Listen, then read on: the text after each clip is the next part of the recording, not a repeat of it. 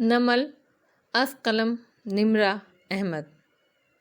شاید خوشی کا دور بھی آ جائے اے عدم، غم بھی تو مل گئے ہیں تمنا کیے بغیر۔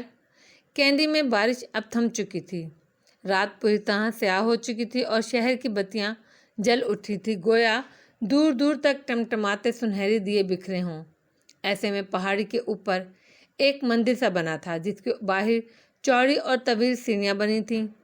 عبادت اور سیاحت کے لیے آئے لوگ سیڑھیاں چڑھ کر اوپر جا رہے تھے، کچھ کھڑے تصاویر بنوا رہے تھے، غرض ہر طرف گہما گہمی تھی۔ آخر سے اوپر سیڑھی پر سعدی بیٹھا تھا اور ٹیشو سے پھٹا ہوا جمے خون والا ہونٹ دبا رہا تھا۔ فارس چلتا ہوا آیا اور آئس پیک اور مرہم کا شاپر اس کی طرف بڑھایا۔ سوری اس کے لیے، اپنے ہونٹوں کی طرف اشارہ کر کے بتایا کہ وہ کس چوٹ کی بات کر رہا تھا۔ سعدی نے جل کر اسے دیکھا اور رکھائی سے اس کے ہاتھ سے شاپر لے لیا۔ ہاں، صرف اس کے لیے سوری، باقی جو 275 چوٹیں لگائیں ان کی تو خیر ہے، وہ تو آپ کے لیے لہو گرم رکھنے کے بہانے ہیں۔ بکواس نہ کرو، خفگی سے سر جھٹک کر کہتا اس کے قریب سیڑھی پر بیٹھا۔ سعدی بڑبڑا کر اپنے ہونٹوں پر آئس پیک رکھنے لگا۔ گرم گرم زخم کو ٹھنڈک ملی، اف۔ اور فارس گھٹنوں پر بازو رکھے آگے کو ہو کر بیٹھا تھا۔ ایسے میں جب بولا تو آواز میں سختی کم تھی۔ کیسے ہو؟ سعدی کے زخم پہ زور سے برف لگی تھی، اندر تک کچھ پگھل کر جم کر پگھلا تھا۔ اس کی گردن کی گلٹی ڈوب کر ابھری۔ اس سوال کا جواب بہت طویل تھا اور اس کا جواب بہت مختصر۔ زخمی ہوں، وہ سامنے دیکھتے ہوئے تلخی سے بولا تھا۔ بالوں کو کیا کیا ہے جو نظر آ رہا ہے؟ کہا نا سوری، مجھے غصہ تھا تم پر بہت۔ سعدی نے بڑبڑا کر سر جھٹکا۔ فارس اسی طرح گردن موڑ کر اسے دیکھتا رہا۔ سر سے پاؤں تک۔ کہاں رہ رہے ہو؟ ایک کافی شاپ ہے، اس کی مالکن کا اعتماد جیتا تو اس نے مجھے رہنے دیا۔ پھر نظروں کا زاویہ گھما کر فارس کو دیکھا۔ آپ نے کیسے ڈھونڈا مجھے؟ کینڈی کا کیسے پتہ چلا؟ حنین نے بتایا تھا۔ نصرت آپا کا اکاؤنٹ کھولتے تھے تم، تو ان کو ای میل آ گئی کہ کینڈی سے کھل رہا ہے اکاؤنٹ۔ میری ایک پرانی کولیگ تھی جس کے اریسٹ وارنٹ کی مخبری کرنے پر مجھے سزا ملی تھی، وہ امبیسی میں ہوتی ہے۔ اس کا جاننے والا ایک نمونہ تھا، اس کے پاس گیا میں۔ اس نے تمہیں ڈھونڈنے کی کوشش کی مگر بے سود۔ پھر میں نے اسے کہا کہ انعام کی آدھی رقم دوں گا اسے۔ تمہارا پوسٹر ڈارک سائٹ پر ہر جگہ گھوم رہا ہے، وہاں سے وہ رقم دیکھ چکا تھا، مگر اسے یقین تھا میں نے تمہیں ڈھونڈ کر گولی مار دینی ہے، اور واللہ دل تو میرا بھی یہی تھا۔ خیر، اس نے سر جھٹکا اور بتانے لگا، میں نے اس کو کہا کہ تمہیں باہر نکالنے کے لیے تمہاری مہربان طبیعت کو استعمال کرتے ہیں۔ سعدی خفگی سے کچھ بڑبڑایا تھا جو اگر فارس کے کانوں تک پہنچ جاتا تو اس کا دوسرا ہونٹ بھی پھٹ جانا تھا۔ خیر، ہم نے کیبل نیٹ پر خبر چلوائی، ذرا سا کام تھا، جانتا تھا تم نیوز ضرور دیکھتے رہو گے۔ اگر نیٹ استعمال کر سکتے ہو تو نیوز بھی دیکھ سکتے ہو، اور بس تم میری کے بیٹے کو بچانے فوراً آ گئے۔ ساتھی برہمی سے اسے دیکھا۔ کم عقل۔ سعدی خاموشی سے برف کا پیک گال پر رکھ کر دبانے لگا۔ فارس نے گہری سانس لی۔ پوچھا تو نہیں ہے تم نے، مگر پھر بھی بتا دیتا ہوں کہ تمہارے گھر والے کیسے ہیں۔ فارس سامنے دیکھتے ہوئے ذرا نرمی سے کہنے لگا، تمہاری امی ٹھیک ہیں، صحت بھی ٹھیک ہے، ریسٹورنٹ جاتی ہیں۔ پہلے ہم انیکسی میں رہتے تھے، پھر ہم نے وہ اس بوڑھی جادوگرنی کو بیچ دی اور ہم تمہارے پرانے گھر کے قریب علاقے میں آ گئے۔ تمہارے بڑے ابا پہلے سے زیادہ نحیف لگتے ہیں مگر اندر سے پہلے سے زیادہ مضبوط ہو گئے ہیں۔ اور زمر، سامنے ٹہلتے دیکھتے فارس کی سنہری آنکھوں میں کرچیاں سی ابھریں۔ زمر ہمیشہ کی طرح زمر ہے، مگر تمہارے لیے وہ بہت بہت کام کرتی ہے۔ حنین۔ سعدی نے اس نام پر پہلو بدلا اور زور سے برف ہونٹ پر دبائی۔ وقت کے ساتھ بہت مثبت ہوتی جا رہی ہے۔ زمر اور اس کی دوستی ہو گئی ہے۔ اسامہ بھی اب بہن سے نہیں لڑتا، دونوں اکثر ساتھ آتے جاتے ہیں۔ اسامہ کے اسکول میں آپ کیسے ہیں؟ اس نے سنجیدگی سے فارس کو دیکھ کر بات کاٹی تو وہ ٹھہر گیا، منجمد ہوا، لاجواب ہوا۔ چہرہ موڑ کر سعدی پر نظریں جمائی۔ میں हल्के से कांधे उचकाए। ठीक हूँ और मैं सादी हूँ। वो ज़ख्मी सा मुस्कुराया। पहली बार वो मुस्कुराया। कल भी अपने घर वालों की आंखों से उनके दिल का हाल पढ़ लेता था, आज भी पढ़ सकता हूँ। मुझे क्या होना है सादी, आप भी ज़ख्मी हैं। वो उसके चेहरे को देखता गोया पढ़कर बता रहा था। अंदर तक ज़ख्मी हैं, फ्रस्ट्रेटेड हैं, करब मुसलसल में मुब्तला, लोगों से खफा हैं, दुखी हैं, मगर जो अहदाफ आपने ज़िंदगी में तय कर लिए हैं उनकी तरफ जाने की तगो-दो में लगे हैं। मुझसे मिलकर आपके चेहरे पर खुशी भी है और सुकून भी, मगर कामलियत नहीं। किसी एहसास में हैं जैसे ये आपका सिर्फ पहला हदफ था। आप मुझे वापस ले जाना चाहते हैं और फिर अपने अगले हदफ में मसरूफ़ हो जाना चाहते हैं। अब भी आप जहन में लाहे अमल तय कर रहे हैं, मगर ये सब करके आप अंदर से थक चुके हैं। और शायद, उसने आंखें छोटी करके फारस की आंखों को गौर से पढ़ा, और शायद मायूस भी। फारस चंद लम्हे इसे देखता रहा। इसके चेहरे पर कोई एहसास नहीं था, इसके चेहरे पे सारे एहसास थे। गर्दन की गिल्टी भी डूबकर उभरी थी, आंखों में बेबसी के साए थे और इनमें कहीं दर्द दूर टमटमाते दिए भी थे। वो उम्मीद और मायूसी के दरमियान कहीं मुअल्लक था। शायद उसे खुद भी मालूम नहीं था वो कहाँ खो चुका है। सादी, वो उसकी आंखों में आंखें डाले धीरे से बोला, एक बात मैं तुम्हें नहीं बता सका। तुम्हारी गैर मौजूदगी में तुम्हारे घर में एक हादसा हुआ है। सादी एकदम सीधा होकर बैठा, आंखों में बेयकीनी और खौफ लिए उसने बेकरारी से पूछा, क्या हुआ है? तुम्हें अपना दिल बड़ा करके सुनना होगा। जो खबर मैं तुम्हें देने जा रहा हूँ वो तुम्हें अंदर तक हिला देगी। तुम्हारे घर के एक फर्द ने बहुत फाश गलती कर दी है, जिसका खुमियाजा उसे सारी ज़िंदगी भुगतना पड़ेगा। मुझे बताएं क्या हुआ है? वो तेज़ी से बोला। दिल लरज़ रहा था हुनैन, फारस ने हमदर्दी से उसे देखते धीरे से कहा। सदाकत ने शादी कर ली है, वो भी एक हसीना से। एक लम्हे को सादी बिल्कुल साकित सा उसे देखा गया और फिर हंस पड़ा, दिल खोल कर। गर्दन पीछे फेंक कर वो हंसता जा रहा था। फारस भी सर झुकाए हंसने लगा। इर्द गिर्द गुजरते लोगों ने मुड़ मुड़ कर उन दोनों को देखा था। वो दोनों बारिश के बायस अभी तक गीले कपड़ों में बैठे थे। कपड़ों पर कीचड़ भी लगा था और फिर भी वो हंसते जा रहे थे। दफतन फारिस का फ़ोन बजा तो उसने निकाल कर देखा, फिर मैसेज पढ़कर वापस जेब में डाल दिया। कौन है? उसी नमूने का मैसेज था। आबदार का नंबर देकर उसे कहा था कि इसकी लोकेशन पता करो। वो कह रहा है नंबर अभी तक ऑन नहीं हुआ और अपने पैसे मांग रहा है। तो पैसे देंगे आप? सादी ने हैरत से पूछा। मेरे बाप की फैक्ट्रियाँ लगी हैं जो मैं पैसे दूंगा? वो बिगड़ कर बोला। सादी मुस्कुरा दिया। तो उसे क्या कहा? यही कि नहीं देता, बेशक पुलिस के पास चला जाए। और दोनों हाथ पर हाथ मारकर हंस दिए। फिर फारिस उठकर खड़ा हुआ। चलो आओ सादी, मैं तुम्हें खाना खिलाता हूँ। उसका कंधा थपक कर वो बोला। उफ, उसी जगह जहाँ ठोकर मारी थी। बहुत शुक्रिया, जो पहले खिलाया था इससे मेरा पेट भर चुका है, वो जलकर कहता उठ खड़ा हुआ। फारिस ने हंसकर सर झटका और जीने उतरने लगा। और ये आबदार का क्या किस्सा है? पहले इसके ज़रिए मुझे पैगाम भिजवाते रहे, अब इसको ढूंढ रहे हैं। वो कर क्या रही है आपके साथ? मशकूक नज़रों से इसे देखता वो इसके साथ जीने उतर रहा था। ज़्यादा मेरा दिमाग ख़राब ना करो ऐसे मुझे देखकर भतीजे, तुम उसी के हो आखिर। वो दोनों अब दूर जा रहे थे, उनकी आवाज़ें मध्यम होती जा रही थीं। मेरे कातिल को पुकारो कि मैं ज़िंदा हूँ अभी, फिर से मक्तल को संवारो कि मैं ज़िंदा हूँ अभी। सुबह अपने साथ ढेरों सर्द हवाएं लिए नमूदार हुई। धुंध बढ़ गई थी, सूरज छुप गया था।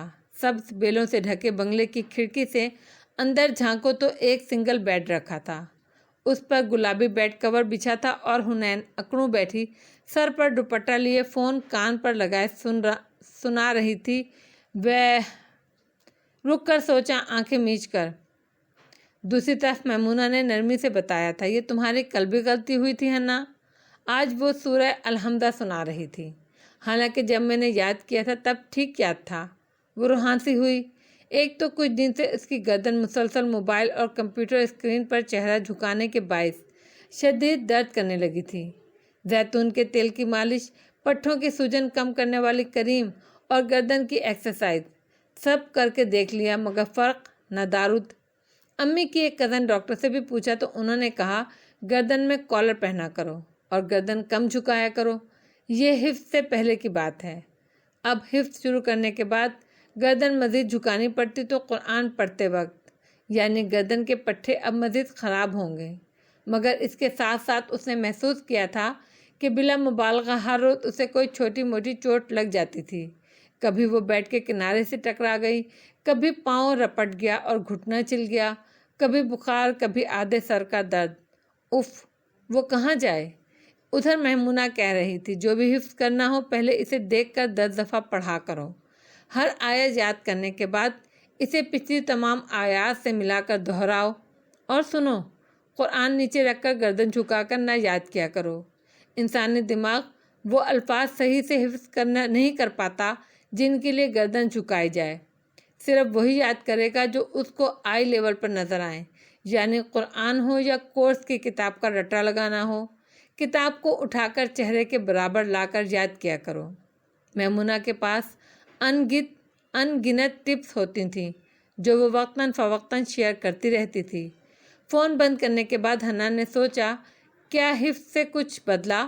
سوائے صبح جلد اٹھنے کے، جس سے دل میں ہلکی سی خود پسندی بھی جاگی تھی کہ اب تو میں اچھی ہو رہی ہوں، کوئی برکت نور وغیرہ، مگر ابھی وہ کوئی خاص اندازہ نہیں لگا پا رہی تھی۔ دفتن چوکٹ میں زمر نظر آئی، گھنگریالے بالوں کی پونی باندھے، ناک میں سونے کی نت پہنے وہ مسکرا کر بولی، میں شیرو کے آفس جا رہی ہوں، اب بتاؤ کیا کرنا ہے؟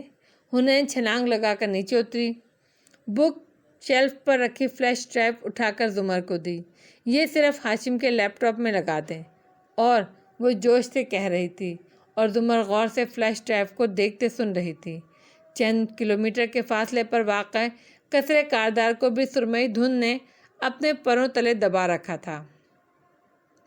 لاؤنج میں ملازموں کی گہما گہمی لگی تھی، مگر ڈائننگ ہال خالی تھا۔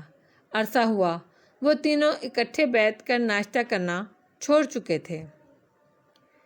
ہاشم صبح سویرے آفس میں جا چکا تھا، نوشیروان اپنے کمرے میں تیار ہو رہا تھا اور جواہرات، اس کا کمرہ خالی تھا۔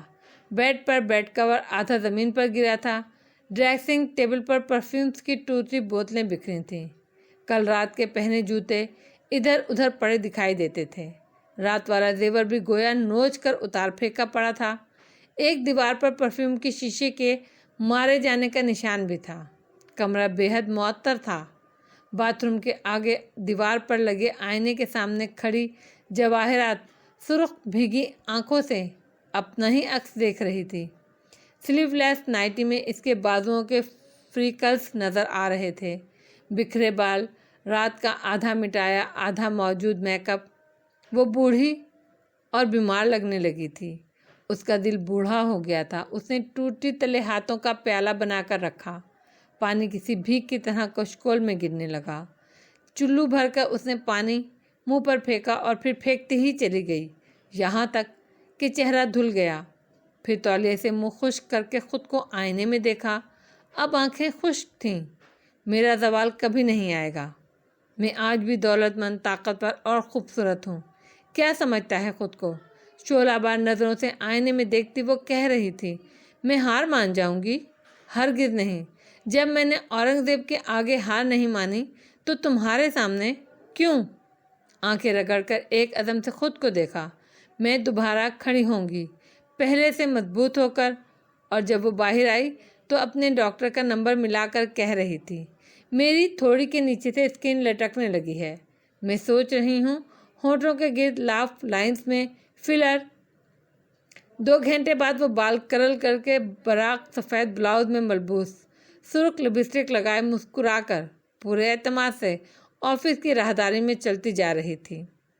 ارد گرد لوگوں کے سلام کا مسکرا کر جواب دیتی، گردن کا سریا واپس آ گیا تھا، مگر دل بوڑھا ہو گیا تھا۔ اس کی کوئی ایجنگ ٹریٹمنٹ نہ تھی اس کے پاس۔ نوشیروان کے آفس کا دروازہ اس نے کھولا تو وہ آفس ٹیبل کے پیچھے اپنی کرسی پر بیٹھا تھا۔ جواہرات مسکرائی और दरवाज़ा पूरा खोला। फिर मुस्कुराहट फीकी पड़ी। शेरू के सामने कुर्सी पर स्याह कोट वाली लड़की की पुश्त दिखाई दे रही थी। भूरे घुंघराले बालों की ऊंची पोनी जवाहरात अंदर तक सुलग गई। बेइख्तियार हाथ अपना मसनूई करल तक गया। मम्मी, शेरू ने पुकारा तो जुमर ने गर्दन मोड़ कर देखा और मुस्कुराई। गुड मॉर्निंग मिसिस कारदार। फिर उठकर खड़ी हुई और शेरू से बोली, जो तजब्बुब का शिकार लगता था, अपनी मम्मी के साथ नरमी से बात कीजिएगा नौशेरवां, वरना आप अपने वालिद के आगे जवाबदेह होंगे। और कदम कदम चलती चौखट में खड़ी जवाहरात तक आई, जो सुलगती आंखों से इसे देख रही थी। मेरे क्लाइंट के साथ नरमी से बात कीजिएगा, वरना आप मेरे आगे जवाबदेह होंगी। धीरे से कहकर वो दरवाजे से बाहर निकल गई और जवाहरात सुर्ख पड़ते चेहरे के साथ तन फन करती आगे को आई। तो तुम अब दुश्मनों के साथ मिल गए हो? वो मेरी वकील हैं और जैसे वक्त पड़ने पर आप लोग हारून उबैद को दोस्त बना लेते हैं, हालांकि डैड उसे कितना नापसंद करते थे। ऐसे ही मैं मिसिस जुमर को अपना वकील बना सकता हूँ। मैं तुम्हारी ज़ुबान देख रही हूँ नौशेरवां कारदार। जवाहरात ने गुस्से से मेज़ पर हाथ मारा। क्यों ना आप सिर्फ अपनी मसरूफियात देखें। वो उठकर खड़ा हुआ और बरहमी से बोला। जवाहरात सुन हो गई। वो इसका इशारा समझ गई थी। मेरी मसरूफियात मेरे बेटे हैं शेरू। उसका लहजा कांपा। बेकार बातें मत करें। जब आप अपने एक बेटे से दूसरे को पिटवाने में मसरूफ़ नहीं होती तो रेस्टोरेंट्स में हारून उबैद के साथ डिनर कर रही होती हैं। मेरे दोस्त ने देखा था आपको कल रात वहाँ। वो कोफ्त से बोला था। इससे आगे एक लफ्ज़ नहीं बोलना। सुर्ख चेहरे के साथ उसने उंगली उठाकर तनबीह की।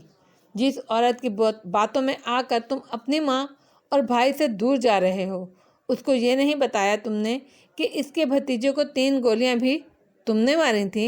नौशेरवां के चेहरे पर जलजले के आसार नुमायां हुए। बहुत से साए इसकी आंखों में आन गिरे। वो आगे हुआ और गुर्राया। वो उसी काबिल था। सुना आपने?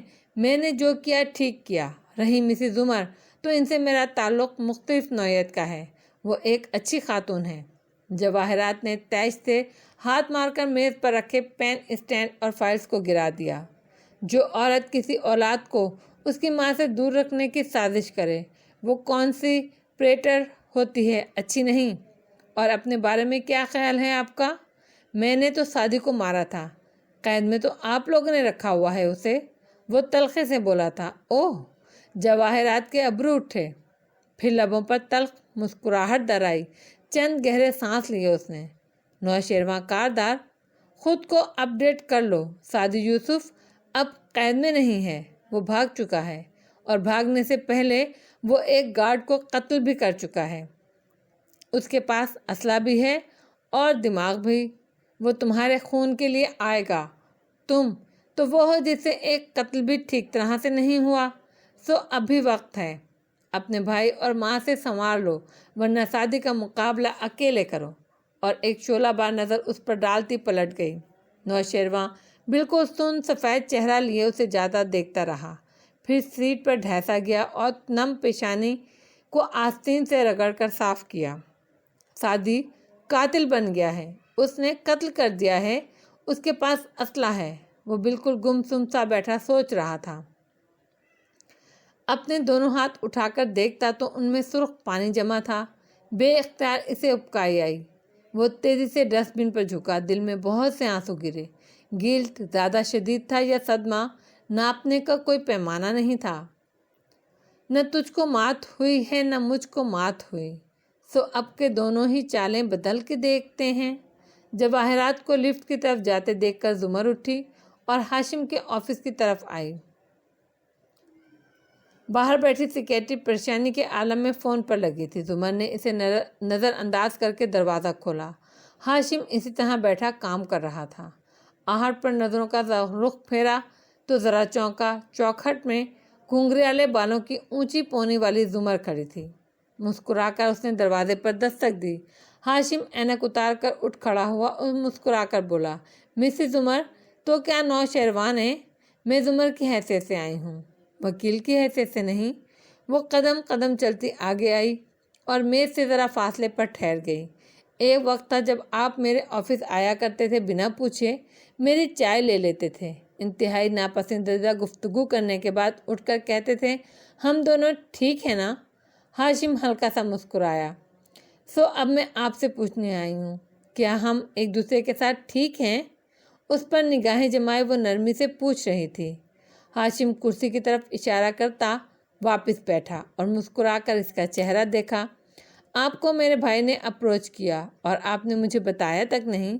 आपको मेरी भतीजी ने कॉलेज बुलाया और आपने भी मुझे नहीं बताया था। जैसे वो अटॉर्नी क्लाइंट पर योलीज था, वैसे ही ये भी योलीज का हिस्सा है। वो कुर्सी पर बैठी और पर्स अपने पहलू में रखा। हाथ पर्स के करीब ही था। जिप के अंदर सामने ही वो फ्लैश रखी थी। उधर कबूल किया, चाय लेंगी या कॉफ़ी? सिर्फ ये तसल्ली कि आप मुझे कसूरवार नहीं ठहराते शेरू। और अपने मामले पर हम भाई हैं मिसेस उमर, हम कल को फिर से ठीक हो जाएंगे। लेकिन ये बात मुझसे छुपाकर, अलीशा को बुलाकर, मेरी पीठ के पीछे ये सब करके आपने अपनी अच्छाई को दागदार कर दिया है। मैं छुपा सकता हूँ क्योंकि मैं बुरा हूँ, लेकिन आप तो अच्छी थी। और जब अच्छे लोग बुरा काम करें, बुरे ना सही मशकूक काम करें, ग्रे काम, तो मेरे जैसे बुरे लोगों को यकीन भी अच्छाई से उठ जाता है। हम अच्छाई के रास्ते पे चलने से पहले रुक कर सोचने लगते हैं। टेक लगाकर बैठा मुस्कुराकर वो कह रहा था। दुमर ने घुटनों के गिर्द दोनों हाथ मिलाकर रखे।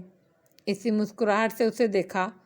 और बुरे लोगों का मसला ये है कि वो तौबा ना करने और अच्छाई की तरफ ना पलटने जैसी अपनी खालिस्तान अपनी कमज़ोरियों के लिए भी दूसरों को कसूरवार ठहराते हैं। हाशिम हल्का सा हंस दिया। उसे इस बात ने महफूज किया था। तायदी अंदाज में इस बात में सर हिलाया। ओके, अब हम ठीक हैं। इसी असना में दरवाज़ा खुला और बौखलाई हुई हलीमा अंदर दाखिल हुई। सर, आपका फ़ोन ऑफ है, दूसरा फ़ोन आपने होल्ड कर रखा है, वो परेशानी से कह रही थी। जुमर मुड़कर उसे देखने लगी। हाशिम अबरू भींच कर ज़रा आगे को हुआ। आपने कॉल्स फॉरवर्ड करने से भी मना किया था, मगर बुरी खबर है। कहने के साथ उसने मेज़ पर पड़ा रिमोट उठाया और मुड़कर दीवार पर नस्ब एलसीडी की जानिब उठाकर बटन दबाया। स्क्रीन रोशन हुई। हलीमा ने 2-4 मज़ीद बटन दबाए और एक न्यूज़ चैनल सामने आया। इस पे चलती पट्टी देखकर हाशिम बेख्तियार उठा, सफ़ेद चेहरे के साथ। सहारे के लिए मेज़ के किनारे को मजबूती से थामा। सर, कॉल्स पर कॉल्स आ रही हैं। न्यूज़ में भी आ गया है, हमारे पावर प्लांट की मरकज़ी मशीनरी में ब्लास्ट हुआ है। बड़े पैमाने पर एक्सप्लोजिव इस्तेमाल किए गए हैं। तेल को आग लग गई है और अब ये आग तभी बुझेगी जब हमारा प्लांट मुकम्मल नाकारा हो चुका होगा। पावर प्लांट में बड़े बड़े फ्यूल टैंक्स होते हैं। इन टैंक्स में कई मिलियन गैलन तेल महफूज होता है। अगर एक टैंक में भी धमाका हो जाए तो इससे पैदा होने वाले फ्यूल्स इतने ज़्यादा होते हैं कि पूरा प्लांट तबाह हो सकता है। जुमर भी साथ ही खड़ी हुई। वो बार बार हाशिम का चेहरा देखती, फिर हलीमा को कहती, बस करें, खामोश हो जाएं। प्लांट अब नए सिरे से स्टार्ट करना होगा। एक बंद हुए प्लांट को दोबारा शुरू करने के लिए अरबों रुपए मालियत की ज़रूरत होती है। ओह सर, मैं तो। हलीमा, जुमर गुस्से से उसकी तरफ पलटी। Shut up. हलीमा दम बखुद उसे देखने लगी। अब वो हाशिम की तरफ घूमी। वो अभी तक शशंदर खड़ा स्क्रीन पर चलती मनाजिर को देख रहा था। सिर्फ 1 घंटे के लिए, 1 घंटे के लिए वो दुनिया से कट कर बैठा था और ये सब हो गया। उसका चेहरा सफ़ेद पड़ रहा था, माथे पर पसीना आ रहा था। वो मेज़ के किनारे को पकड़े 2 कदम आगे बढ़ा, फिर फ़ोन उठाया। उसका दिमाग साएं साएं कर रहा था। फ़ोन रखें हाशिम, जुमर ने इससे रिसीवर लेकर वापस रखा। और प्लीज़ आराम से बैठ जाएं, वो फिक्रमंदी से बोली थी। वारिस गाजी की झूलती हुई लाश, वो और जरताशा एक रेस्टोरेंट में खड़ी। शादी की ज़ख्मी चेहरे वाले चेहरे की तस्वीर हर शय पस मंज़र में चली गई। अगर कुछ रह गया तो एक एहसास, इंसानियत। हाशिम नहीं बैठा, वो शल सा खड़ा रहा, चेहरा झुकाए, वक्फे से नफ़ी में सर हिलाता। हाशिम, आप बैठ जाइए, उसने नरमी से कहा। हाशिम ने सुर्ख होती आंखें उठाकर इसे देखा। गेट आउट, दरवाजे की तरफ हाथ बुलंद किया। जाओ यहाँ से।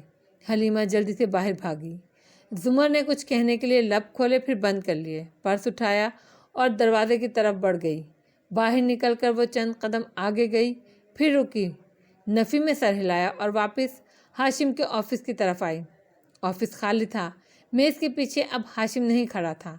जुमर की आंखों में तहय्युर उभरा और फिर वो तेज़ी से आगे आई तो देखा वो अपनी कुर्सी के करीब फर्श पर गिरा हुआ था। उसका हाथ सीने को मसल रहा था। उसकी आंखें गनूदा सी बंद हो रही थीं। वो तकलीफ़ में था। इसका तनफ्फुस रुक रहा था। एम्बुलेंस बुलाओ, गाड़ी निकलवाओ, वो चिल्लाकर हलीमा से बोली जो बाहर खड़ी थी। हाशिम को हार्ट अटैक हो रहा है, जल्दी करो, जाओ। और पर्स फेंकती वो इसकी तरफ बढ़ी, जिसकी सांसें उखड़ रही थी और सीना जकड़ रहा था। मंजिलें तेरे अलावा भी हैं, लेकिन जिंदगी और किसी राह पर चलना ही नहीं चाहती। कोलंबो में वाक़ इस बुलंदो बाला होटल की रिसेप्शन दिन के वक्त भी रोशनियों से मुनव्वर थी। एक कोने में सोफे पर आफ्ताब बैठा था और वो फ़ोन कान से लगाए दूसरी तरफ हारून को सुन रहा था, जो पूछ रहे थे आबदार कैसी है। वो जवाबन बताने लगा, जब से वो मिस आबदार के अपार्टमेंट से गया है, मिस वापस होटल आ गई हैं और यहाँ से बाहर नहीं निकली। चंद मंजिलें ऊपर एक कुशादा और पुरताइश बेडरूम के पर्दे गिरे थे और अंदर अंधेरा था। वो सोफे पर पैर ऊपर करके बैठी थी। सुर्ख बाल कमर पर फिसल रहे थे। चेहरा थोड़ी पर गिराए गुमसुम नजर आती थी। वो खाना भी अंदर मंगवाती हैं, उदास हैं और गमज़दा भी। आबदार ने साइड टेबल से नेल पॉलिश की शीशी उठाई और अपना पैर मेज़ के किनारे रखा। फिर ब्रश को पॉलिश में डुबो कर नाखूनों पर लगाने लगी। वो बार बार रिसेप्शन पर कॉल करके पूछती हैं कोई इनसे मिलने तो नहीं आया या इनके लिए कोई फ़ोन तो नहीं आया, मगर अपना सेल फ़ोन उन्होंने ऑफ कर रखा है। अंगूठे और 2 उंगलियों पर सुर्ख नेल पॉलिश लगाकर वो रुकी, फिर एकदम शीशी उठाकर दीवार पे दे मारी। शीशी दीवार को दागदार कर टूट गई। अब वो सुर्ख रुमाल से नाखून रगड़ रही थी। गीली सूखी पॉलिश गलत मलत हो गई, कुछ मिट्टी कुछ उंगलियों पर लग गई। मुझे वो बीमार लगने लगी हैं सर, मेरा ख्याल है आपको उनके पास होना चाहिए। वो अब घुटनों पर सर रखकर बच्चों की तरह फूट फूट कर रोने लगी थी। मशवरा नहीं मांगा, रिपोर्ट मांगी है, देते रहो। हारून ने कोफ्त से कहकर फ़ोन बंद कर दिया। उधर वो अभी तक रोए जा रही थी। लाख मौजों में घिरा हूँ मगर डूबा तो नहीं, मुझको साहिल से पुकारो कि मैं जिंदा हूँ अभी। कैंडी की सरसब्ज पहाड़ियों ने गालों को रुई के गालों जैसे बादलों का ताज पहन रखा था। सुबह की ताज़ा हवा दरख्तों के पत्तों के दरमियान से सरसराती हुई गुजर रही थी और पहाड़ी को काट कर बने ओपन केयर कैफ़े के फवारे के पानी से खेल रही थी। हौज में गिरते पानी की धारों में धनक के 7 रंग दिखाई देते थे। फवारे से नज़रें दाएं जानिब करो तो कोने की एक मेज़ पर फारिस बैठा था, झुककर कोहनियाँ मेज़ पर रखे। वो कॉफ़ी के मग में चम्मच हिला रहा था। दफतन उसने निगाह उठाई और सामने वाली कुर्सी संभालते सादी को देखा। वो अभी अभी आया था, जीन्स पर स्वेटर पहन रखा था जिसकी हुड गर्दन के पीछे गिरी थी। मुझे आने में देर हो गई। जहाँ काम करता हूँ वहाँ की मालकन को कल पूरी शाम गायब रहने की कहानी सुनाई थी। अब सुबह दोबारा जाने से पहले उसे मुतमईन करना ज़रूरी था। वो फारस को देखकर मुस्कुराकर बोला। होंठ का जख्म पहले से बेहतर था, अलबत्ता सूजन ज़्यादा थी। फारस ने आंखें छोटी करके गौर से इसे देखते मग लबों से लगाया। क्या कहा है उसे? कहाँ जा रहे हो? यही कि मेरी महबूबा कैंडी में आई हुई है, इससे छुप कर मिलने जाता हूँ, मुस्कुराकर तपाने वाले अंदाज में बोला। फारस ने सर झटका। अस्तगफिरुल्लाह। सादी अपने लिए नाश्ता ऑर्डर करने लगा। फिर फारस की तरफ खुशगवार अंदाज में घूमा। आप कहाँ ठहरे हुए हैं? फारस ने संजीदगी से उसे देखा। ये अहम नहीं है, अहम यह है कि मैं और तुम आज वापस जा रहे हैं। सादी के चेहरे की ज्योत बुझ गई, मुस्कुराहट गायब हो गई। क्या ये इतना आसान है? अभी तक तुम्हारा दिमाग दुरुस्त नहीं हुआ? 2 हाथ और लगाऊं? अच्छा, आपके ख्याल में मुझे क्या करना चाहिए? मेरे साथ वापस चलो। हाशिम से कहूँ तुम उसका राज रखोगे? हम सब नॉर्मल एक्ट करेंगे। तुम अपने घर वालों के साथ रहो, अपनी जॉब दोबारा शुरू करो और मुझे हाशिम से तुम्हारा और अपना इंतकाम लेने दो। मेरा मुजरिम हाशिम नहीं, नौशेरवां है। मुझे गोलियां नौशेरवां ने मारी थी। हाशिम ने तो मुझे गायब करवाया था। مگر مجھے گولیاں 9 شیرواں نے ماری تھیں۔ وہ ایک دم میز پر ہاتھ مار کر تیزی سے بولا۔ فارس پر گڑی آنکھیں سرخ ہوئیں۔ 8 ماہ، پورے 8 ماہ انہوں نے مجھے بند رکھا، ایک ایسی جگہ جہاں میں سورج سے بھی محروم تھا۔ 8 ماہ میں نے ہر صبح انتظار کیا آپ آئیں گے، مگر آپ نہیں آئے۔ میں نے اپنے خاندان والوں کا انتظار کیا، مگر کوئی نہیں آیا۔ آپ سب ہاشم کاردار کے ساتھ ایک میز پر بیٹھ کر عید کا کھانا کھانے میں مصروف تھے۔ کوئی نہیں آیا میرے لیے۔ بولتے بولتے اس کا سانس پھول گیا تو فارس نے گہری سانس لی۔ مجھے جیل میں 2.5 سال ہو گئے تھے جب تم نے مجھ سے معافی مانگی تھی کہ تم میرے لیے پہلے اس طرح نہیں آئے جیسے اب آئے۔ کیا تمہیں الزام دیا تھا میں نے؟ نہیں، صرف اس لیے کہ تم نے مجھے قید میں نہیں ڈالا تھا، میں نے اپنے آپ کو قید میں ڈالا تھا۔ اوہ واو، اوکے، سو اب میں گلٹی پارٹی ہوں، ٹھیک ہے، فائن۔ اس نے دونوں ہاتھ اٹھا کر تلخی سے کہا، میں نے اپنے آپ کو خود قید میں ڈالا۔ مجھے پہلے آپ کے پاس آنا چاہیے تھا، مگر میں نہیں آیا۔ میں اکیلے سب کچھ کرنا چاہ رہا تھا، میں غلط تھا، فائن۔ مگر آپ تو سب جانتے تھے، یہ بھی کہ میں کہاں ہوں، کس کے پاس ہوں، تو آپ کیوں نہیں آئے میرے لیے؟ 8 ماہ پہلے کیوں نہیں آئے؟ کیونکہ تمہارے برعکس میں ایک بات جانتا ہوں، انسان اکیلا ان لوگوں کا مقابلہ نہیں کر سکتا۔ وہ بھی اتنی ہی درستی سے بولا۔ میں بالفرض کولمبو آ بھی جاتا تو میرے پاس یہاں اتنے بندے، اتنا اسلحہ اور اتنے وسائل نہیں تھے کہ میں ان کے ہوٹل پر حملہ کرتا اور تمہیں وہاں سے نکال لیتا۔ اگر میں ایسی کوئی کوشش کرتا بھی تو میرا ایک خاندان ہے سعدی یوسف، وہ کسی کو نہیں چھوڑتے۔ جنگ شروع کرنے سے پہلے اسے جیتنا ہوتا ہے، اور ہم یہ جنگ جیتنے کے قریب ہیں۔ ہمیں اسے جیتنا ہے اور جیت کر ہی شروع کریں گے۔ وہاں سے تمہیں خود نکل سکتے تھے تم۔ میں نے تمہیں نکلنے کا طریقہ بتایا تھا اور وہ طریقہ کارگر رہا۔ سعدی چند لمحے کے لیے کچھ بول نہیں سکا، صدمے سے اسے دیکھتا رہا۔ کارگر؟ ہر گزرتا دن میری گردن میں پھندا کستا رہا۔ میں اندر سے مرتا گیا اور اب آزاد ہو کر بھی آزاد نہیں ہو پایا، اور آپ کہتے ہیں وہ کارگر رہا؟ مجھے ہاشم کو شک نہیں دلوانا تھا، ہاشم کو اپنی طرف سے مطمئن رکھنا تھا۔ مگر کیوں؟ کیا کر لیتا ہاشم کاردار؟ زیادہ سے زیادہ کیا ہو جاتا؟ فارس نے افسوس سے اسے دیکھا۔ تمہیں اندازہ ہی نہیں ہے کہ جب اسے پتہ چلے گا تو وہ کیا کرے گا۔ وہ کچھ بھی نہیں کر سکتا۔ اس کو ڈاج کرنے کے 2000 طریقے میں جانتا ہوں۔ بہرحال میں واپس نہیں جا رہا، ابھی نہیں، اور وہ رخ موڑ کر دوسری طرف دیکھنے لگا۔ فارس نے طویل سانس لبوں سے خارج کیا۔ مگر کیوں؟ کیا تم اپنے گھر والوں سے ملنا نہیں چاہتے؟ سعدی نے نظریں چرائیں۔ مجھے تیاری کرنی ہے، ابھی میں تیار نہیں ہوں۔ فارس ایک دم ٹھہر گیا، آنکھوں میں اچنبھا ابھرا۔ کس چیز کی تیاری؟ میں نے کہا نا، تمہارا انتقام میں لوں گا۔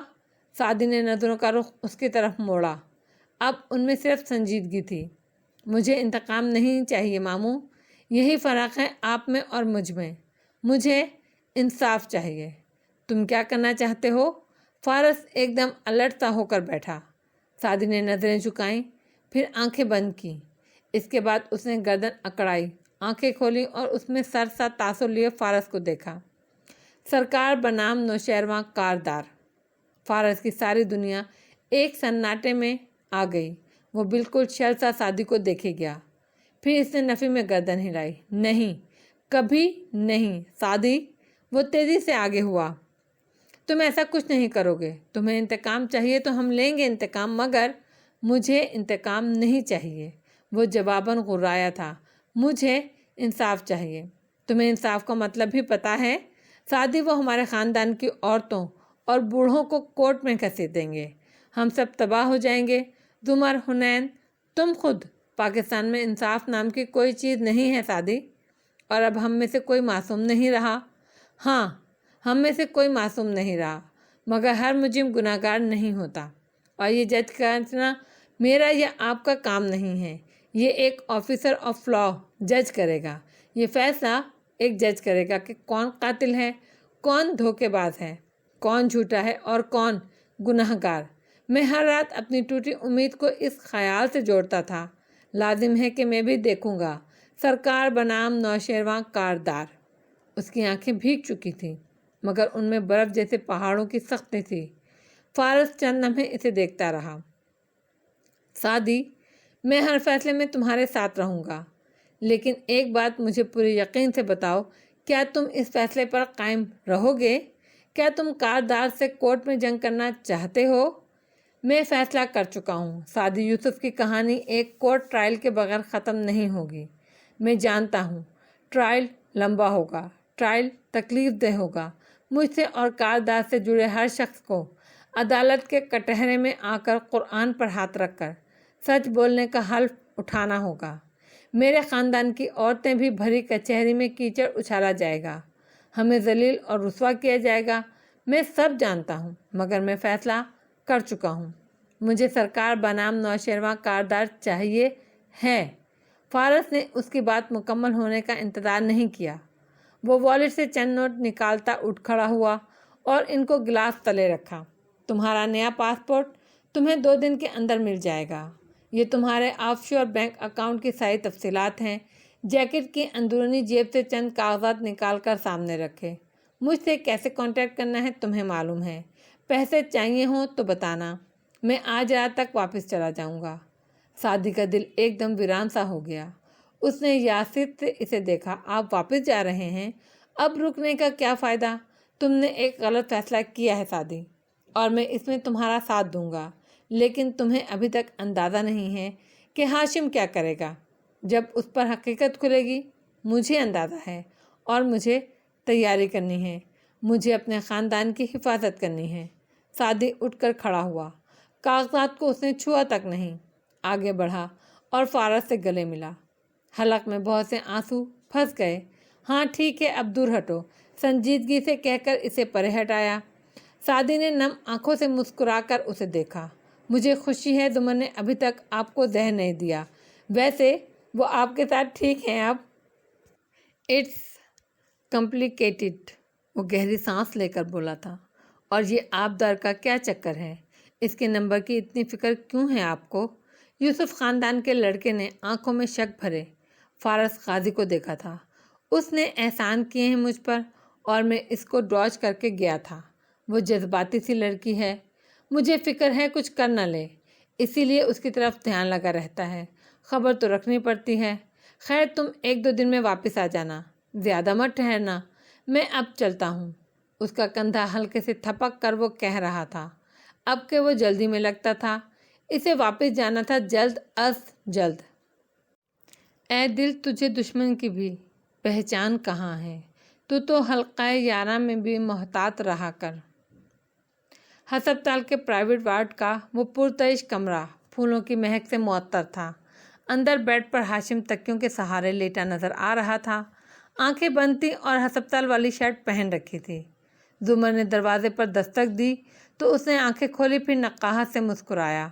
ساتھ کھڑے ڈاکٹروں نے بھی اسے دیکھا۔ آئیے، وہ مسکراتی ہوئی آگے آئی اور قریبی کاؤچ کے کنارے بیٹھ گئی۔ تھینک یو میرے آپ کو نکال دینے کے باوجود دوبارہ واپس آنے کے لیے، وہ نرمی سے بولا تھا۔ نو پرابلم، میں نہ بھی آتی تو کوئی اور آ جاتا۔ یہ ہارٹ اٹیک نہیں تھا، ایگزائٹی اٹیک تھا۔ چونکہ اس کے سسٹمز دل کے دورے جیسے ہوتے ہیں تو میں سمجھی۔ خیر مبارک ہو، آپ کا دل بالکل محفوظ اور توانا ہے۔ وہ ہلکا سا ہنس دیا، پھر خاموش ہو گیا۔ ماحول میں عجیب تناؤ در آیا۔ ڈاکٹر باہر گیا تو ہاشم نے کہا، زمر کیا آپ میرا ایک کام کریں گی؟ زمر نے گہری سانس لی۔ جی کہیے۔ ایک ڈرافٹ تیار کرانا ہے، اگر آپ نوٹ پیڈ پہ لکھتی جائیں تو، اور پلیز مجھے کام سے باز رہنے کو نہ کہیے گا۔ شیور، آپ بتائیے۔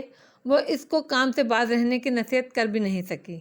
مصروف رہے گا تو ذہنی دباؤ کم ہوگا۔ اس نے نوٹ پیڈ اٹھایا اور پین کھولا۔ ہاشم تکیے پر سر رکھے آنکھیں موندھے ڈکٹیٹ کرنے لگا، بار بار رکتا، اڑتا، پھر نفی میں سر ہلا کر دوبارہ سے شروع کرتا۔ وہ بنا کسی کوفت کے لکھتی گئی۔ اس دوران اس سے ملنے کوئی نہیں آیا۔ شام میں جب وہ تھک کر کاغذوں کا پلندہ اس کے سرہانے رکھ کر اٹھنے لگی تو ازراہ ہمدردی بولی، آپ اس بات کا دباؤ مت دیجیے گا کہ دوستوں میں سے کوئی نہیں آیا، ہو سکتا ہے ان کو معلوم نہ ہو۔ ہاشم تلخی سے مسکرایا۔ باس کی بیماری کی خبر آفس میں جنگل کی آگ کی طرح پھیلا کرتی ہے، سب کو معلوم ہے مسز عمر۔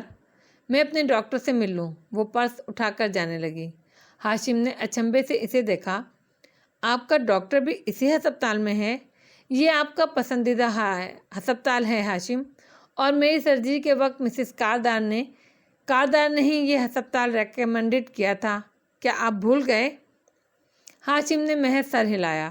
وہ یہ معاملات ممی کے لیے چھوڑ دیا کرتا تھا، تو اس کو اس کی خبر نہیں تھی۔ زمر چند منٹ کی مسافت پر واقع اپنے ڈاکٹر کے کمرے تک آئی تو وہ اندر نہیں تھے۔ اس دن کے بعد سے بس ان سے فون پر بات ہوئی تھی۔ انہوں نے اسے نئی رپورٹ کے حوصلہ افزا ہونے کا بتایا تھا، مزید کچھ نہیں۔ اس نے باہر ریسیپشن والے لڑکے سے پوچھا، ڈاکٹر قاسم کہاں ہیں؟ وہ بے اختیار تعجب سے ان کا چہرہ دیکھنے لگا۔ آپ کو نہیں معلوم؟ نہیں، کیا ہوا؟ زندگی میں اتنے حادثے دیکھے تھے کہ بغیر کسی فکر مندی کے سکون سے بولی، ان کا بہت بڑا ایکسیڈنٹ ہوا ہے، بہت چوٹیں آئی ہیں، وہ ایک دوسرے ہاسپٹل میں داخل ہیں، پسلیاں ٹوٹی ہیں، جبڑے کی ہڈی بھی۔ اور وہ ہمدردی سے سنتی گئی، پھر آگے بڑھ گئی۔ اب دوسروں کے غم کا کوئی ایسا اثر نہیں ہوتا تھا۔ تو آپ نے فائلز کاپی نہیں کی حنین کے سامنے؟ جب رات کو وہ آ کر بیٹھی تو ساری کتھا سن کر اس نے خفگی سے پوچھا تھا، حنین، تمہارے خیال میں اتنی چال باز عورت ہوں کہ وہ آدمی زمین پر گرا ہوگا، اپنے سینے کو تکلیف سے مسل رہا ہوگا، اور مجھے فائلز کی فکر ہوگی؟ اس نے سکون سے پوچھا تھا۔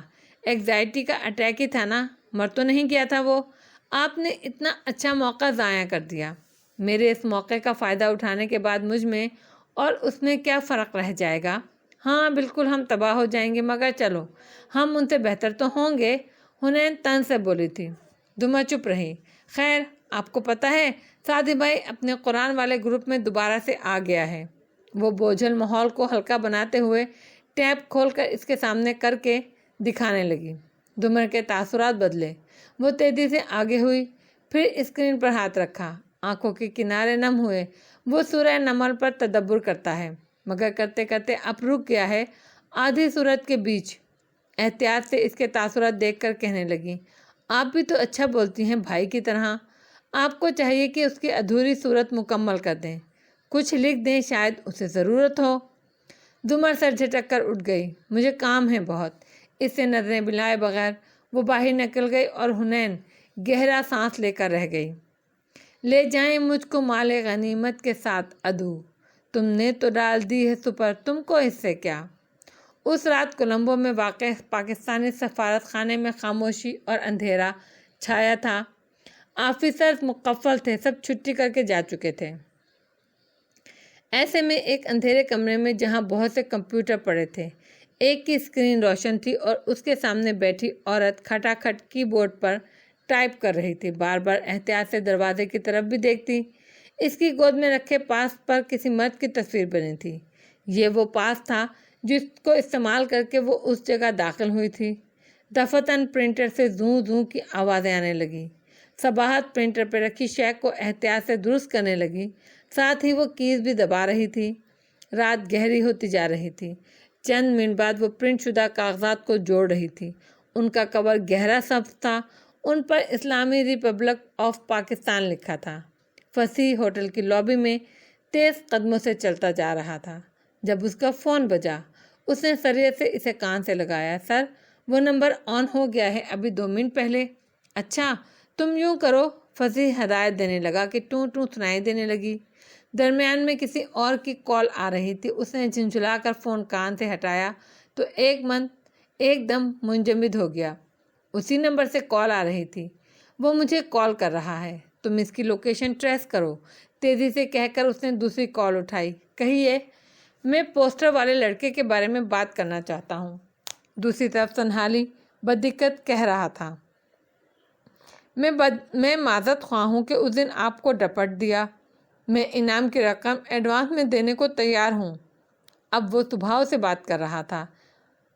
اسلام آباد کے اس ہسپتال کے کمرے میں اس رات اداسی اور تنہائی تھی، ویران موسم، ویران دل۔ وہ گھر جا سکتا تھا مگر خود ہی نہیں گیا، تنہا کمرے میں لیٹا رہا۔ نگاہیں چھت پر جمی تھیں، وجیح چہرہ زرد سا تھا۔ اس سے ملنے کوئی نہیں آیا تھا۔ جواہرات کو اس نے ہوش میں آتے ہی کال کی تھی، اس پر چیخا چلایا تھا۔ جواب میں جواہرات اتنے ہی ہذیانی انداز میں اس پر غورائی تھی۔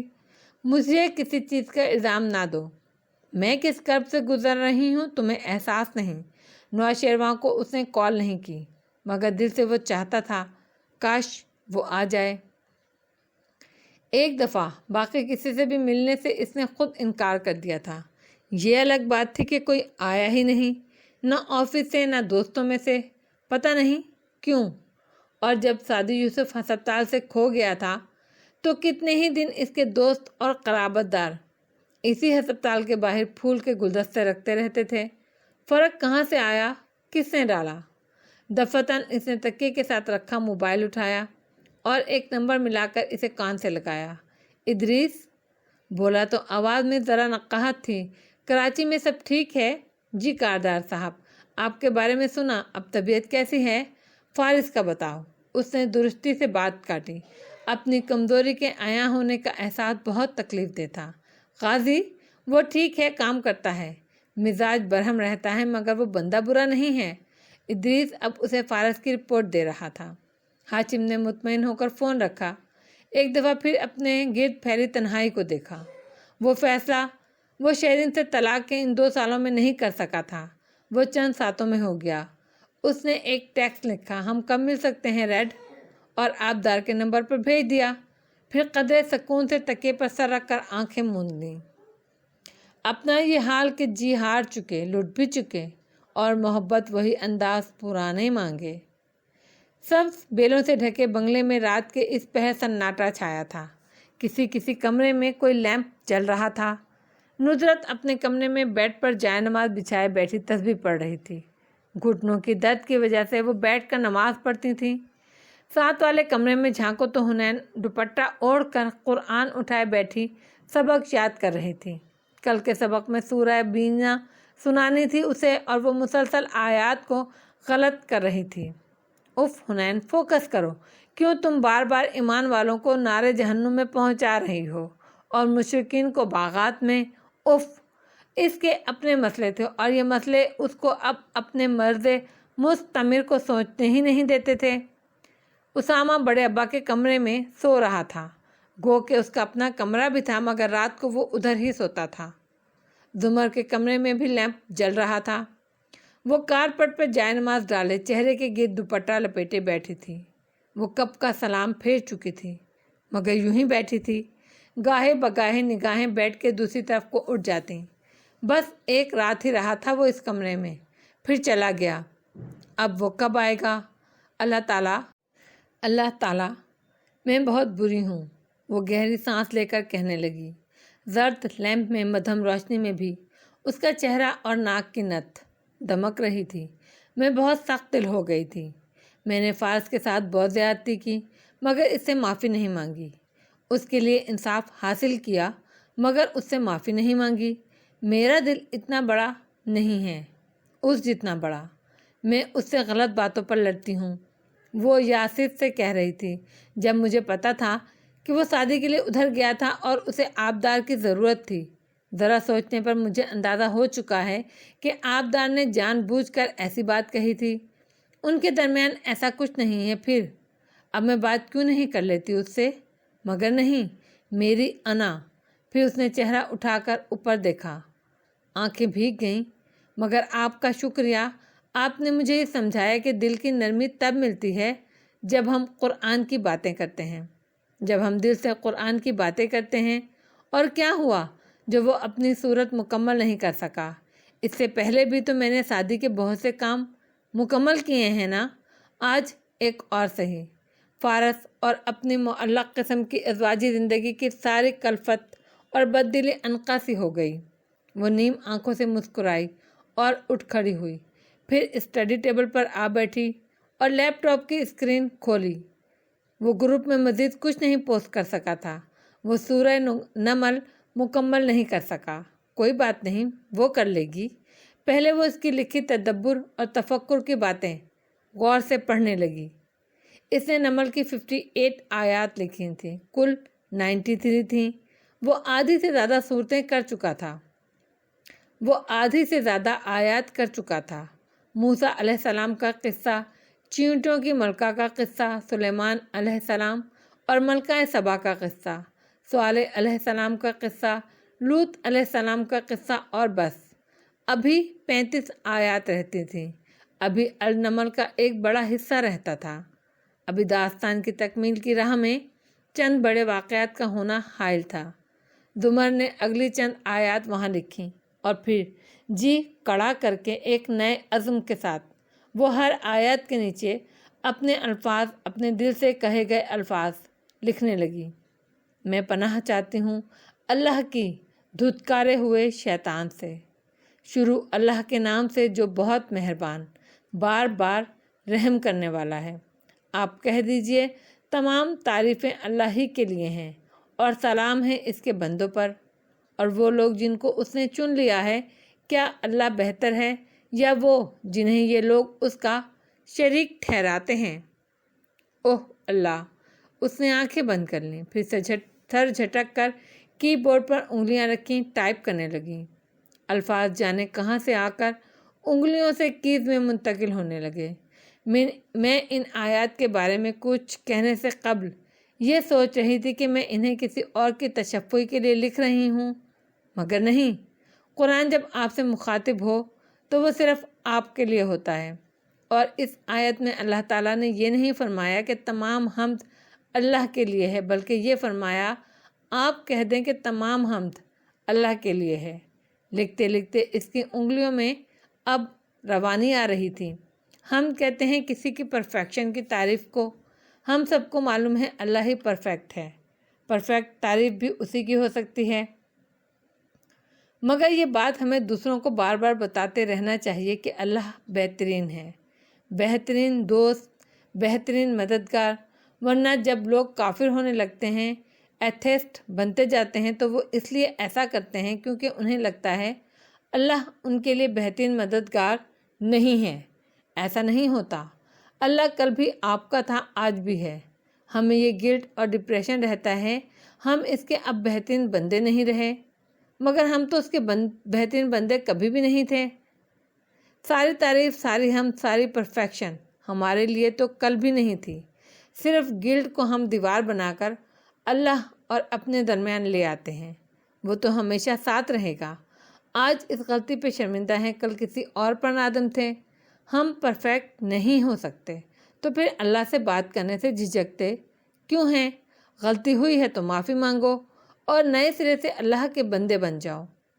یہ اتنا آسان ہے کیونکہ کچھ لوگوں کو اللہ نے اپنے دین کے لیے چن لیا ہوتا ہے۔ ان کو قرآن پر تدبر کرتے رہنا چاہیے، اپنے لیے نہ صحیح تو دوسروں کے لیے۔ خوشی سے کریں گے تو قدرت آپ کو کھینچ کر، گھسیٹ کر اس طرف لے آئے گی، مگر یہ آپ کو کرنا ہے۔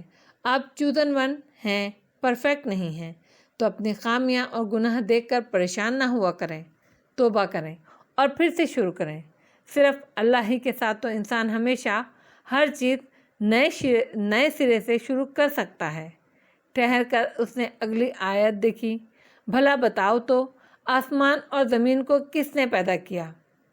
کس نے آسمان سے بارش برسائی اور پھر اس سے ہرے بھرے بارونق باغات اگا دیے؟ تم تو ہرگز نہیں اگا سکتے ان باغوں کے درختوں کو۔ کیا اللہ کے ساتھ اور بھی کوئی معبود ہے؟ بلکہ یہ لوگ تو وہ ہیں جو حق سے انحراف کرتے ہیں۔ مجھے بہت اچھے لگتے ہیں قرآن میں پوچھے گئے سوال۔ وہ چہرہ جھکائے بورڈ پر تیز تیز ٹائپ کر رہی تھی۔ ہر دفعہ اپنا دفاع کرنا، اپنے حق میں دلائل دینا ٹھیک نہیں ہوتا۔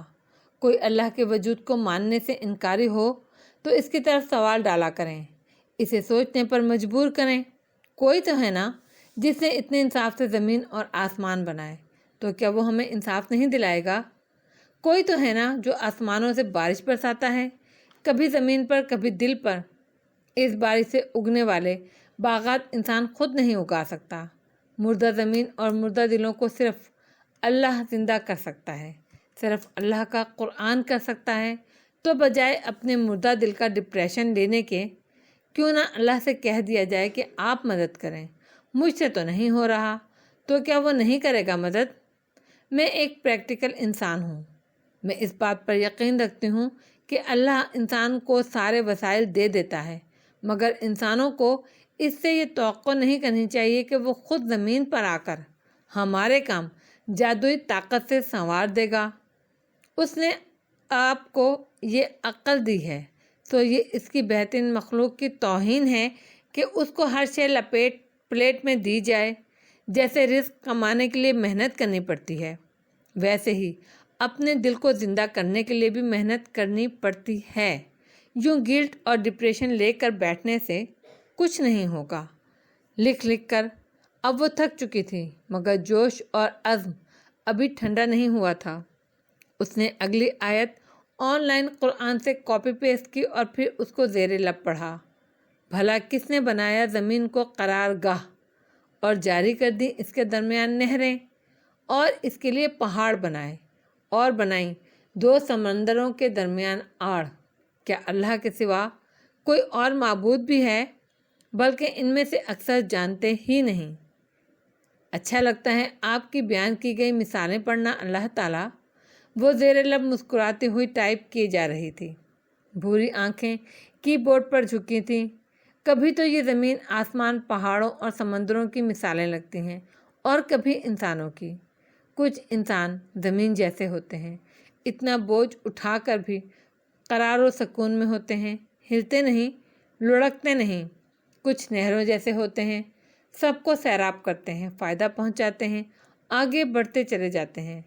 کچھ پہاڑوں جیسے ہوتے ہیں، مضبوطی سے اکڑ کر سر اٹھائے کھڑے ہوتے ہیں، مگر یہ بھول جاتے ہیں اپنا بوجھ تو کسی اور پر ایک پرسکون زمین پر ڈالے ہوئے ہیں، خود تو قرآن کا بوجھ بھی نہیں اٹھا سکتے۔ اور کچھ سمندر کے پانی جیسے ہوتے ہیں، کڑوا اور میٹھا پانی سمندر میں کتنی ہی جگہوں پہ ساتھ ساتھ چل رہا ہوتا ہے، مگر دونوں کے درمیان آڑ ہوتی ہے۔ گوگل کرو تو کتنی ہی تصویریں نکل آتی ہیں جب پانی بھی پانی سے مل نہیں پاتا۔ دونوں کا رنگ فرق ہے، ذائقہ فرق ہے، مگر ساتھ ساتھ چل رہے ہیں۔ ایک اچھا ہے، ایک برا۔ دونوں دشمن ہیں، مگر ایک سمندر میں رہتے ہیں۔ ان کو ساتھ ساتھ چلنا پڑتا ہے۔ جس دن یہ آڑ ٹوٹی، سمندر میں طوفان برپا ہو جائے گا۔ ہر طرح کے لوگ دیکھ کر جاننے والے واقعی کہہ اٹھتے ہیں کہ اللہ کے سوا کون ان کو بنا سکتا ہے، اور اللہ کے سوا کس کے سامنے ان سب کو جھکنا چاہیے۔ اب کرسی کی پشت سے ٹیک لگائے اس نے مسکرا کر اپنے لکھے الفاظ کو دیکھا۔ اگر پڑھے گا وہ پڑھے گا تو وہ بھی اچھا محسوس کرے گا، کیونکہ قرآن کا پڑھنا پڑھانا تو عطر بیچنے والے جیسا ہوتا ہے۔ دونوں کو عطر کی شیشیاں تھماتے تھماتے چند قطرے دکاندار کے اپنے ہاتھوں پر بھی لگ جاتے ہیں اور وہ خود بھی معطر ہو جاتا ہے، چاہے آخر میں اس کے پاس ایک شیشی بھی نہ بچے۔ اور زمر کو اتنے سال بعد اپنے کمرے سے خوشبو آنے لگی تھی۔ آج وہ واقعی میں خوش تھی۔